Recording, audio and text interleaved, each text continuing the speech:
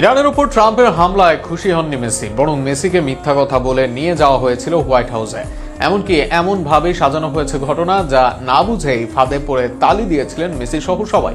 মেসিদের coach Argentine কিংবদন্তি মার্চেলোনো নিজে জানিয়েছেন এইসব তথ্য। আরও থাকছে প্রতিবেদনে। ইরানের উপর অত্যাচার ও মার্কিন সেনাবাহিনীর প্রশংসার কথা বলতেই তালি দিলেন মেসি সহ সব তারকারা।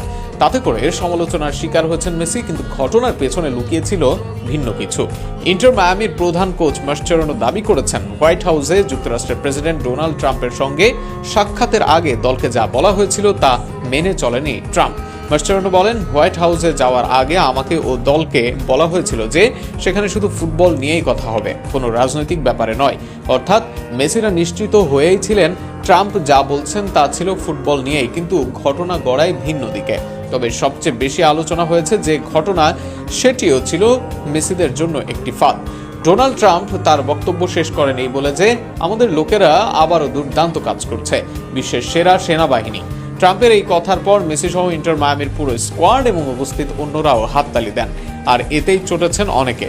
সামাজিক যোগাযোগ মাধ্যমে আর্জেন্টাইন মহাতারকার আচরণ সমালোচনার মুখে পড়ে, কিন্তু খেয়াল করলে দেখা যায় এটি ছিল ট্রাম্পের বক্তব্যের শেষ কথা। সাধারণত বক্তব্য শেষ হলে শ্রোতারা তালি দেন, মেসিরাও সেই হিসেবেই তালি দিয়েছিলেন। অর্থাৎ ইরানের উপর মার্কিন সেনাবাহিনীর বীরত্ব গাথা শুনে নয়, তারা সবাই তালি দিয়েছিলেন বক্তব্য শেষ হওয়ার কারণে।